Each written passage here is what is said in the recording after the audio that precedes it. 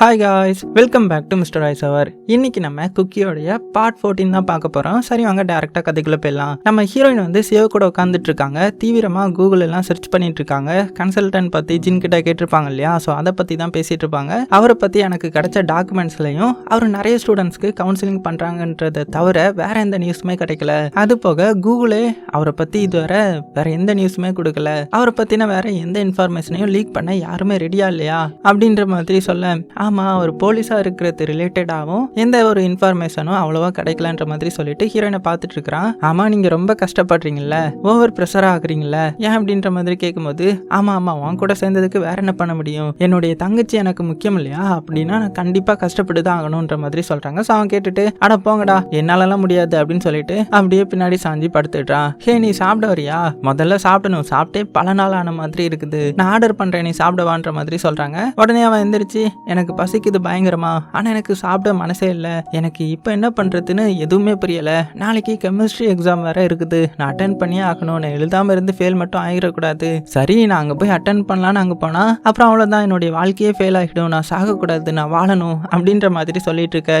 சரி அழாத, இப்படி மூஞ்ச பாவமா வச்சு என்ன இங்கே கொண்டு வந்து நிறுத்திட்ட, சரி அடுத்தது என்ன பண்ணலான்னு பார்க்கலாம், தைரியமா இரு, நான் சாப்பாடு ஆர்டர் பண்றேன்ற மாதிரி சொல்லிட்டு போறாங்க. அடுத்த சீன்ல டிடெக்டிவோட ஆஃபீஸர் தான் அவருக்கு கால் பண்ணிட்டாரு. நீ என்ன இன்னும் சாஃபாவை கண்டுபிடிக்கலையா, அந்த பொண்ணு சோயங் தான் உங்ககிட்ட போன்ல சொன்னாலே சாஃபாவை கண்டுபிடிச்சிட்டேன்னு, அப்புறம் ஏன் நீ இன்னும் என்கிட்ட கொண்டு வராம இருக்க, நீ என்னதான் பண்ணிட்டு இருக்க, எனக்கு ஒண்ணுமே புரியலன்ற மாதிரி கேட்கும்போது, சார் அதுல கொஞ்சம் பிரச்சனை ஆயிடுச்சு, நானும் அது உண்மைன்னு நினைச்சுதான் இருந்தேன், ஆனா அப்படின்ற மாதிரி சொல்ல, நீ என்னையா பண்ற, பாஸ் கிட்ட நான் இப்ப என்ன சொல்லுவேன், அவர் ஆர்டர் எப்போ கிடைக்கும்னு கேட்டுட்டு இருக்கிறாரு, இனியும் டிலே பண்ணா உனக்கும் எனக்கும் என்ன நிலைமை வரும்னு தெரியும்ல, அது தெரிஞ்சுமே நீ இவ்வளவு அசால்ட்டா இருக்க சரியா அப்படின்னு சொல்ல, சார் பக்கத்துல நான் போயிட்டேன் இருங்க, நான் சீக்கிரமாவே ஒரு நல்ல நியூஸை கொண்டு வரேன்ற மாதிரி சொல்லிட்டு ஹீரோயின் இருக்கிற ஹோட்டலை எப்படியோ கண்டுபிடிச்சு அந்த ரூம் கிட்ட போயிட்டாரு. என்னது பக்கத்துல போயிட்டியா, என்னையா பேசுற, உனக்கு விளையாட்டா இருக்குதா அப்படின்ற மாதிரி அவரு கேட்டுட்டு இருக்கும்போது இவரு போனை கட் பண்ணிட்டு ரூம் முன்னாடி போய் நின்று காலிங் பில் அமுக்க, சாப்பாடு ஆர்டர் பண்ணிருக்கோம் இல்லையா, ஸோ அதுதான் வந்திருக்கோன்ற மாதிரி ஏதோ வெக்கேஷனுக்கு இங்க தங்கி இருக்கிற மாதிரி சியோ கொஞ்சம் கூட எதையுமே யோசிக்காம போய் கதவை திறக்க,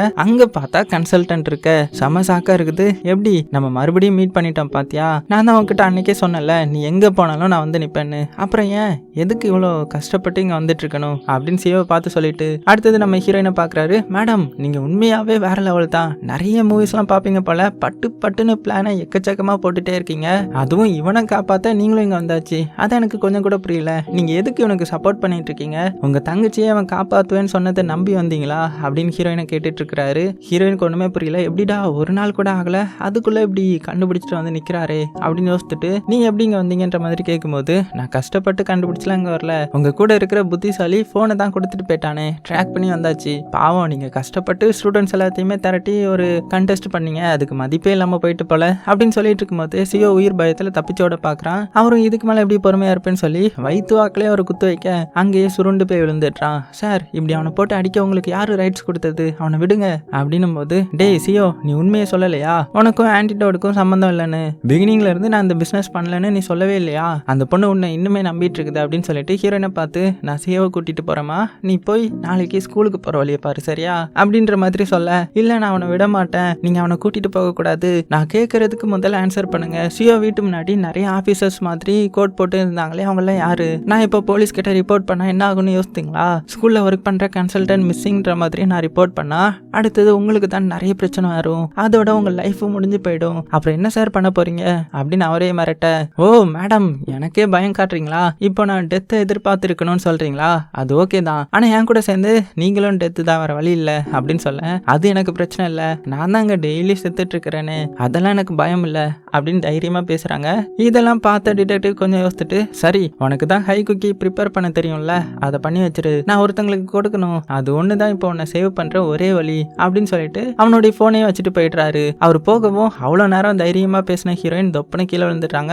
படன்னு பதறி உட்கார்ந்துருக்க சியோ அவங்களுக்கு மேல பயத்துல உட்கார்ந்துட்டு இருக்கிறான். ஸோ அங்கிருந்து ரெண்டு பேரும் சாப்பிட ஒரு ஹோட்டலுக்கு போறாங்க. சியோ இன்னும் பயத்துல சாப்பிடாம உட்கார்ந்துட்டு இருக்கிறான். ஆனா ஹீரோயின் நடந்த எல்லாத்தையுமே மறந்து நல்லா சாப்பிட்டுட்டு இருக்காங்க. முதல்ல சாப்பாடு தான், அதுக்கப்புறம் தான் எல்லாமே பாத்துக்கலாம், சாப்பிட்டா தானே அடுத்த பேட்டில் போராட முடியும், ஒழுங்கா சாப்பிடு அப்படின்னு சொல்லிட்டு இருக்காங்க. ஆனா அவன் கேட்குற மாதிரி தெரியல, எனக்கு இப்போ என்ன பண்றதுன்னே தெரியல, நான் தான் அந்த ஆர்டர் எடுத்தேன், நானே இதை தேடி போகல, நான் சேர்த்து வச்சிருந்த எல்லா பணத்தையும் என்னுடைய அப்பா ட்ரக்ஸ் வாங்க எடுத்துட்டு போயிட்டாரு, அதை தேடி நான் அங்க போனா அப்பதான் எனக்கு இது தெரிய வந்துச்சு, இப்போ ஏன் என்ன பிடிக்க தேடுறாங்கன்னு தெரியல அப்படின்னு அவன் சொல்ல, இப்போ எல்லாமே உன்னுடைய கையில இருக்கிறதா நினைச்சிட்டு இருக்காங்க. அதை உன்னை கொல்ல நினைக்கிறாங்க. நீ முதல்ல என்னுடைய தங்கச்சி மின்னியங்க காப்பாத்த ஏதாவது பண்ணு. இப்படி எமோஷனல் ட்ராமா பண்ணாத என்கிட்ட. உன்னுடைய வீக்னஸை வெளியில ஷோ பண்ணாத. உள்ள பயம் இருந்தாலும் அதை வெளியே காமிக்காத. நடந்த எல்லாத்தையுமே மாத்த முடியாதுல்ல. அடுத்தது என்ன பண்ணலான்னு பாரு. ஆமா, என்னுடைய தங்கச்சி உன்னுடைய கனவுல வரலையா என்ன? ஏன் இப்படி நடிக்கிற? எதுவுமே நடக்காத மாதிரி அப்படின்னு கேட்கும்போது அங்க இருந்து கிளம்பி 2 பேரும் பாத்தீங்கன்னா ஒரு கார்ல ஸ்கூலுக்கு வந்து இறங்கிட்டாங்க. இறங்கினதும் சியோ மினியாங்க பத்தி பேச ஆரம்பிக்கிறான். மினியாங்க உங்ககிட்ட என்ன சொன்னா அப்படின்னு கேட்கிறான். அவளுக்கு ஃபர்ஸ்ட் முகத்துல அவளுடைய காயம் சரியாச்சுன்ற மாதிரி சொன்னான்ற மாதிரி ஹீரோயின் சொல்ல, அதுக்கப்புறம் அவளுடைய அப்பா பத்தின எல்லாத்தையுமே மறந்தா அப்படின்னு சியோ சொல்லிட்டு அடுத்தது என்ன சொன்னா அப்படின்னு கேட்க, அடுத்து என்ன நானும் செத்துட்டேன்னு சொன்னாலா அப்படின்னு ஹீரோயின் கேட்கும்போது, இல்ல அதுக்கப்புறத்துல இருந்து நீங்க மாறிட்டதா சொன்னா அப்படின்னு சிவா சொல்றான். நீங்க இப்போ கூட என்னுடைய ஷூவை தான் வியர் பண்ணிட்டு இருக்கீங்க, என்னுடைய கிளாத்தை தான் வியர் பண்ணிட்டு இருக்கீங்க அப்படின்னு சொல்ல, அங்கிருந்து மின்யாங்கோடைய ட்ரீமை தான் காட்டுறாங்க. அதுல நம்ம ஹீரோயினும் மின்யாங்கும் தான் இருக்காங்க. 2 பேரும் செமையா சண்டை போட்டுட்டு இருக்காங்க. நீ என்னுடைய அக்காவே இல்ல, நீ ரொம்பவே பேடா இருக்கிற, ஒரு தங்கச்சி கிட்ட எப்படி பேசணும்னு கூட உனக்கு தெரியாது அப்படின்னு மின்யாங் ஹீரோயினை போட்டு திட்டிட்டு இருக்க. ஹே, ஒரு அக்காவை எப்படி மதிக்கணும்னு கூட உனக்கு தெரியல, நீ அமைதியா இரு, என்ன டென்ஷன் பண்ணாதன்ற மாதிரி சொல்லிட்டு இருக்க. 2 பேரும் டாம் அண்ட் ஜெரி மாதிரி சண்டை போட்டுட்டு இருக்காங்க. மின்யாங்குக்கு மறுபடியும் மேல இருந்து சத்தம் கேட்க ஆரம்பிச்சிருது. ஸோ காதை மூடிட்டு ஓடி போய் ஒரு பெரிய ரூமை தட்டி தட்டி அமைதியா இருங்கன்ற மாதிரி கத்தி அழுறா. அங்க ஹீரோயின் வந்துடுறாங்க. அவளை வந்து பார்த்து பயந்துட்டாங்க. உனக்கு என்னாச்சு, ஏன் இப்படி கத்துற அப்படின்னு கேட்கும்போது அந்த சவுண்டை கூட அவளால் கேட்க முடியாம மறுபடியும் கத்தி, நான் எந்திரிக்க வேண்டாம், நான் எந்திரிக்கவே மாட்டேன் அப்படின்னு சொல்லிட்டு அப்படியே அழுதுட்டு உட்காந்துருக்கிறா. நம்ம ஹீரோயினுக்கு ஒண்ணுமே புரியல. உடனே அவளை ஒரு குட்டி டெடி மாதிரி பிடிச்சி அவ கூடயே அழுதுட்டு உட்காந்துட்டு இருக்காங்க. அதோட ட்ரீம் முடிய தூங்கிட்டு இருந்த மினியாங்க பாத்தீங்கன்னா அந்த டிடெக்டிவ் வந்து டாக்டர் வேஷம் போட்டு கூட்டிட்டு போயிட்டாரு. அடுத்த சீன்லயே சிவ காமிக்க அவன் ரூம்ல ரொம்பவே சோகமா உட்காந்துட்டு இருக்கிறான். கண்ணெல்லாம் கலங்கி சோகமா இருக்க. ஹீரோயினுக்கும் அதே கதை தான். அவளும் சோகமா உட்காந்துட்டு இருக்காங்க. மின்னியாங்க நினைச்சு அழுதுட்டு இருக்காங்க. ஸோ இதனால என்ன பண்றாங்கன்னா ஒரு ஹை குக்கி எடுத்து சாப்பிடுறாங்க. ஸோ அடுத்த சீன்ல டிடெக்டிவையும் மின்னியாங்கையும் தான் காட்டுறாங்க. அவர் கேட்ட அந்த ஹை குக்கி சப்ஸ்டன்ஸை ஒரு குட்டி பேக்கெட்ல அவருக்கு கொடுத்துட்டு, எதுக்கு சார் இப்போ என்ன பார்க்கணும்னு வர சொன்னீங்க அப்படின்னு கேட்கும்போது, நீங்க ஒரு ஹெல்ப் பண்ணணும் எனக்கு, நான் சாஃபாவை ஒப்படைக்கணும், நீங்க தான் எனக்கு ஹெல்ப் பண்ணணும்ன்ற மாதிரி கேட்கும்போது, சார் என்னை பார்த்த எல்லாத்துக்கும் எப்படி இருக்குது, நான் எல்லாத்தையுமே பொறுத்து போறேன், நீங்க கூட இப்போ உங்களுக்கு தேவையானதுக்காக என்ன வேலை செய்ய சொல்றீங்களே அப்படின்னு கேட்கும்போது, நான் இவ்வளவு நாள் பேசினவரை உங்களுடைய வீக்னஸ் என்னன்னு எனக்கு தெரிஞ்சது அப்படின்னு டிடெக்டிவ் சொல்ல நம்ம ஹீரோயினுக்கு புரிஞ்சு போச்சு. நம்ம தங்கச்சியை தான் சொல்றாங்கன்னு புரிஞ்சு, என்ன சார் சொல்றீங்க, என்னுடைய தங்கச்சியை சரி பண்ணிட்டீங்களா, நான் அவளை ஹாஸ்பிட்டலில் போய் கூப்பிடலாமா அப்படின்னு கேட்க, நான் கேட்டது சியோவை என்கிட்ட ஒப்படைக்கணும்னு, அதை பண்ணுங்க, உங்க தங்கச்சியை நான் உங்ககிட்ட சேஃபா கொடுக்குறேன், இப்போ கூட நான் உங்களுக்கு இதெல்லாம் பண்ணணும்னு கிடையாது, அவனை பிடிச்சிட்டு போக கொஞ்ச நேரம் கூட எனக்கு ஆகாது, உங்களை யோசித்து தான் நான் இதை பண்றேன் அப்படின்னு சொல்ல ஹீரோயின் யோசித்துக்கிட்டே அழுதுட்டே இருக்காங்க. அடுத்த சீன்ல நம்ம ஹீரோயின் யோசித்துக்கிட்டே நடந்து வந்துட்டு இருக்கா. அங்க சியோ வரான். அவர்கிட்ட சப்ஸ்டன்ஸை கொடுத்துட்டியான்ற மாதிரி சியோ கேட்கிறான். கொடுத்தது இருக்கட்டும், உன்னை ஹேண்ட் ஓவர் பண்ண சொல்லியிருக்கிறாரு, நீ என்கிட்டே வந்து கேளு அப்படின்னு மனசுக்குள்ளே நினச்சிட்டு, ஆமா கொடுத்துட்டேன் அப்படின்னு சொல்றாங்க. சரி, நீங்க அவர் பேசினதை ரெக்கார்ட் பண்ணிட்டு வரணும்னு சொன்னீங்களே, ரெக்கார்ட் பண்ணீங்களா, என்னாச்சு அப்படின்னு கேட்க, இல்லை சியோ அப்படிதான் முடிவு பண்ணி போனேன், அங்க போனதும் பயமாக்கிட்டு அதனால நான் ரெக்கார்ட் பண்ணலன்ற மாதிரி சொல்லிடுறாங்க. அடுத்த சீன்லயே அந்த 3 இடியட்ஸை காட்டுறாங்க.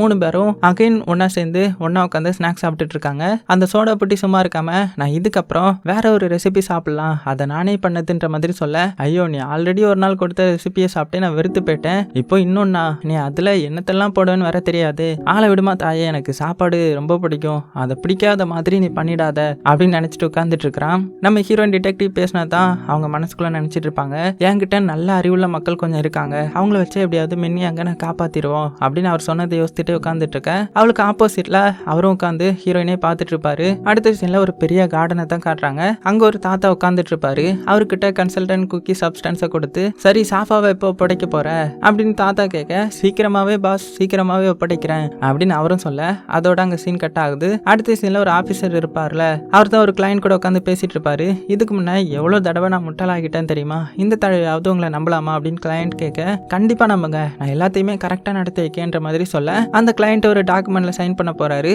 அதுக்குள்ள அங்க பாடி கார்டை நின்றுட்டு இருந்த எல்லாத்தையுமே யாரோ அடிச்சுட்டு உள்ள அனுப்பிடுறாங்க. டே யாருடா அது, எங்க இடத்துக்கு வந்து எங்களுடைய ஆட்களையே அடிச்சு போடுறது அப்படின்னு சொல்லிட்டு கோவமா நின்றுட்டு இருப்பாரு. ஸோ அதே டைம்ல இந்த சைடு நம்ம ஹீரோயினை காமிச்சா கிளாஸ் ரூம்ல இருக்காங்க. அவங்க கிளாஸ்ல இருந்தாலும் அதை கொஞ்சம் கூட லிசன் பண்ணாம வேற உலகத்துல இருந்து எல்லாத்தையுமே யோசிச்சுட்டு இருக்காங்க. சியோவை தான் திரும்பி பாக்குறாங்க. கன்சல்டன்ட் பேசினதையும் யோசித்து பார்த்துட்டு இருக்காங்க.